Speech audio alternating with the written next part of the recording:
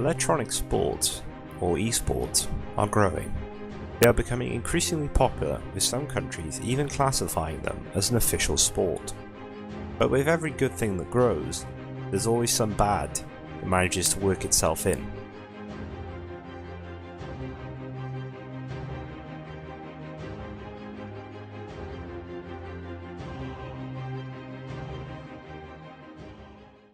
Counter-Strike Global Offensive is the latest in a line of competitive first-person shooters, or FPSs, by successful games company Valve. First version of the game, CS 1.6, came out in 1999. Another orientation of the game, CS Source, was released in 2004. Global Offensive was released in 2012. With its changed mechanics, it is arguably a more challenging game than its predecessors. The concept of the game is quite simple. A team of 5 terrorists attempt to plant a bomb at one of 2 bomb sites, and a team of 5 counter-terrorists attempt to stop them. This happens in a round-like format, with 16 meaning a win. Have won Gamescom 2014, ladies and gentlemen, 16-13. It finally happens. At the highest levels of competition, the gameplay can make a tense watching experience. Some people like to take it a step further, however, adding an extra bit of thrill to the game if you like. They like to place bets. Alex Chung, in-game name Kazuki, is a semi-pro Counter-Strike player. Having played in LAN tournaments and for cash prizes, he knows his stuff. He has placed bets on games in the past. My opinion on betting is quite passive. Like, I don't mind the whole idea of being able to bet in-game skins on professional matches, because I believe that it gains viewers for these matches, which will allow the game to grow. Plus, this is the first game I've actually seen that has the ability to be able to bet on certain matches. These bets that Kazuki speaks of are often made through CSGO Lounge, a popular CSGO betting website. It is used by all levels of bettors. How well have I done with these, with betting? Well, since the game actually gives me, like, when you play Counter-Strike and then you complete a match or whatever, sometimes you may get skins. So I like to do underdog betting with these skins, and this is because, like, just in case of an upset, and if an upset happens, which means, like, if the lower value team beats the higher value team or favoured team, those worthless skins can actually become like a bit of value. The skins that Kazuki refers to are optional customization items that are found in CSGO. These skins can be applied to guns or knives. They can be worth anything from a couple of pennies to thousands of pounds, and all of them are bet on professional matches. And this brings us to our main topic. On August 21st last year, one of America's top teams, iBuyPower, played what should have been an easy match against lesser team, netcodeguides.com. But rather than stomping past the competition, they were routed 16-4. Flash goes off, they know where he is now, makes a shot, and Tarek shuts it down. Netcode Guides beating iBuyPower. iBuyPower, one of the best teams in America and a very good team on the international stage, shouldn't have had much trouble beating or putting up a much better fight against this team. We have AZK, Dazed, Skadoodle, Steel and Swag. Most of them are very young players, you know, early 20s and stuff like that, and Swag is also, he was 17 at the time, so he is pretty much my age. Individually, I think all of the players are very talented, and each one has their own way of playing and doing stuff. Yeah, I don't think anyone really had any problems. Bad matches happen, but in this occasion, a lot of suspicion was raised, with iBuyPower playing very lacklusterly, going for knife kills when they had opportunities to do otherwise, and laughing as they lost the match.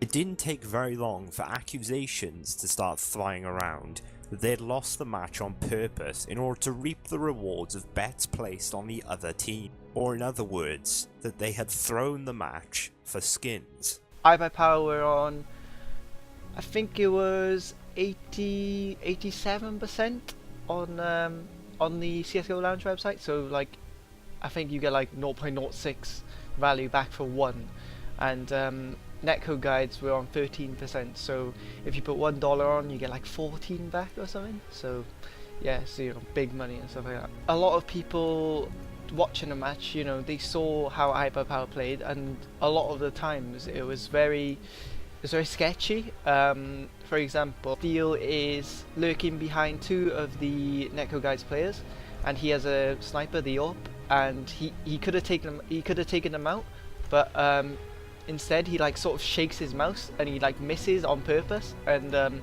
you can hear the casters like saying, "Oh no, what's he doing? How did he like break down and stuff like that?" And then he pulls out his pistol, gets like one of the guys, but also dies, where he could have got 2 players. So that was really sketchy, and a lot of people, you know, picked up on that. They were like, "Hang on a minute, there's something wrong here. Steel doesn't do things like that. He doesn't, you know, break down when he sees 2 players." I don't think anyone can do that, to be fair. A lot of people were shocked that iBuyPower lost, because netcode guides at the time, they weren't, you know, they weren't a top tier team.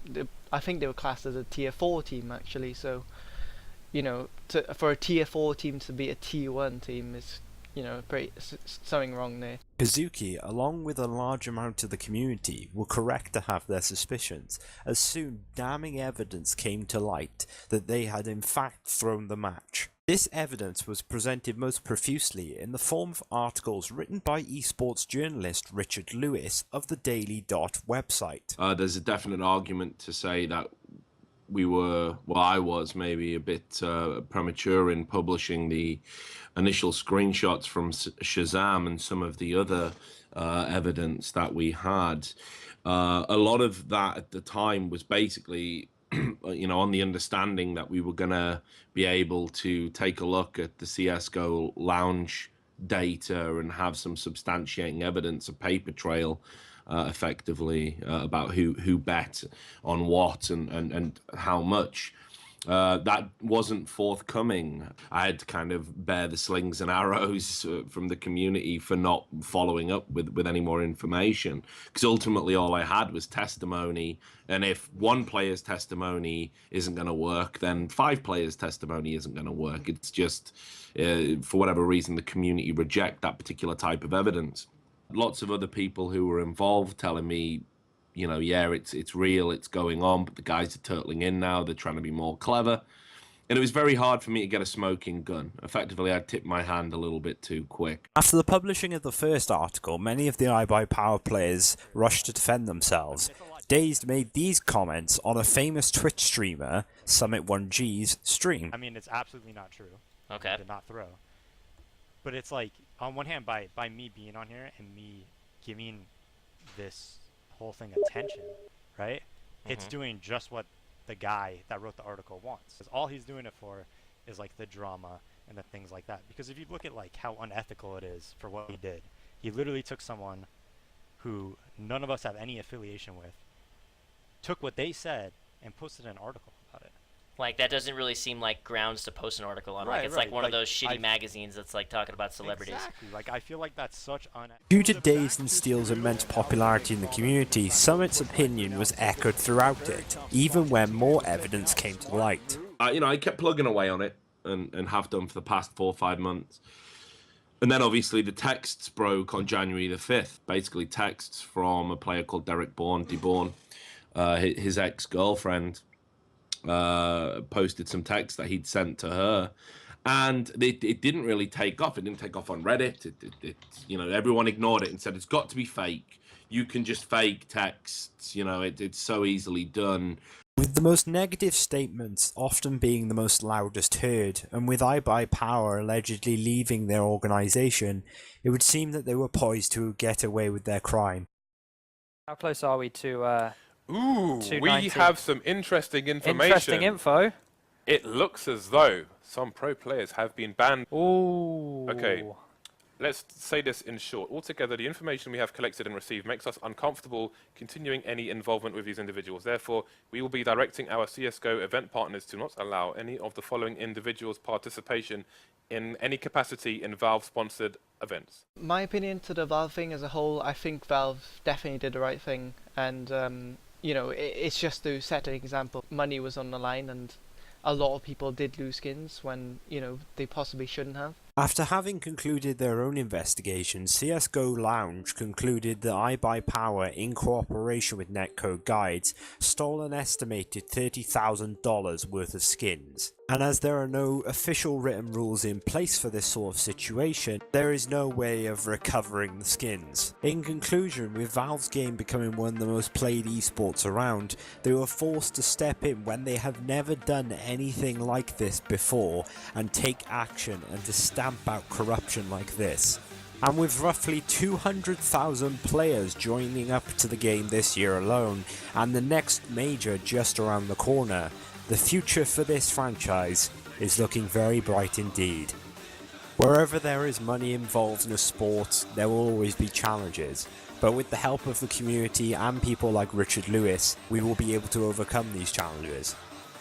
Thank you very much for watching.